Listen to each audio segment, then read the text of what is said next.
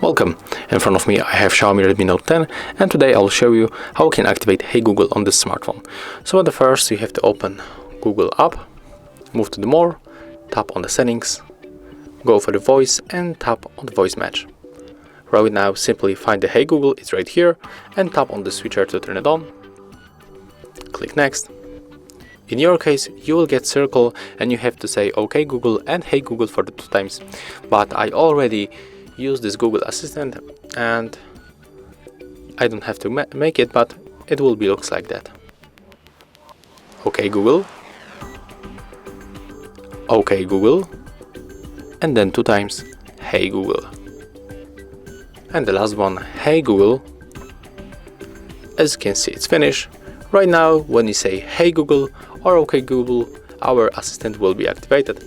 And if you find this video helpful, remember to leave a like, comment and subscribe to our channel.